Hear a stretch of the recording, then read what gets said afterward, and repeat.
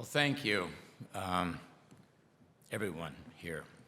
We have so many of our close friends, and so many from the parish, and so many from the church that just are so meaningful to us. And thank you, Archbishop Gomez, for all of the things that you do. What did I do wrong? No, he left. Oh, where is he? Yeah, where is he? He's everywhere. He's omnipresent. That's what he's supposed to be. This guy's like God. We look at the accomplishments of our fellow honorees. Tom, Claire and Jim, Delia, and Dan. Lisa and I are humbled to share this stage and be mentioned alongside you. You inspire us with what you have accomplished, and you motivate us to do more. While thinking about what to say at this podium tonight, both Lisa and I had a long conversation, and we kept coming to the word gratitude. As Lisa and I stand before you, we're grateful. We're grateful for our families. I'm grateful for my parents, who baptized me in the Catholic Church. Now, my father was in the Air Force, so we moved every 3 or 4 years. So my church became whatever Christian church was on the base or closest to our home. I was never really raised Catholic at all. But I have a fun story to tell you. I remember one of my early dates with Lisa. I was nervously driving to Pasadena to their beautiful home. I was going to meet Mom and Dad. I sat in their living room waiting for Mom and Dad. But one by one, these 7 sisters walked down the stairway. I think they all had heard about me, and they wanted to know who was this Lou guy.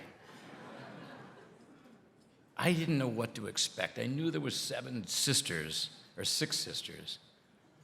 But first Kim came down, and then Pam, and then Lori, and then Jackie, and then Noelle, and then Nicole, and then finally, Lisa and her mom, and my heart was pounding. I thought to myself, Catholics are gorgeous.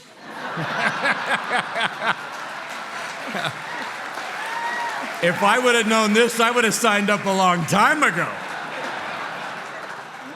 But that night I knew I would marry her.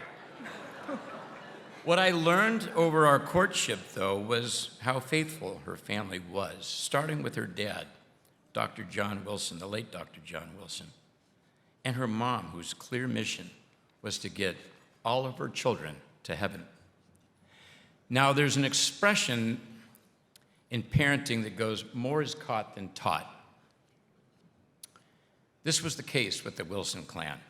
And as a footnote, of my 6 brothers-in-law, 2 were Catholics marrying into the family. 5 of us converted. Not because we were asked to, but we witnessed firsthand the power of prayer and the importance of living a faith-filled life. And we were a little afraid, actually, too.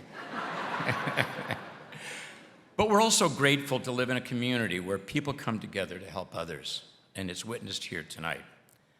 I run a commercial real estate company, and for years, the Los Angeles community was the envy of the world in commercial real estate. We were the #1 destination for foreign capital in the world, running on all cylinders except for one. We had and still have tens of thousands of unsheltered and homeless people in need, and the church makes a massive difference. But I can tell you, as a firm, we've made our corporate social responsibility to play some role. And I've been overwhelmed with the number of organizations and the people who are in the front line making a difference. I do believe that there's a solution, and I know that working together with our public and private sector, we can make a difference. We're also grateful for Your Excellency, Archbishop Gomez, wherever you are. Everywhere. Your leadership of the largest and most diverse archdiocese in the United States is incredible. 288 parishes, 32 languages, and a team of priests, nuns, and professionals, many of whom who are here tonight, who are our dear and closest friends, as you've seen by the video. You've all been by our side during the most celebrated moments and held us up in our darkest hours. And of course, our friends, the Carmelites and the Dominican Sisters of Flint Ridge Sacred Heart, we love you dearly and appreciate the impact that you make on so many.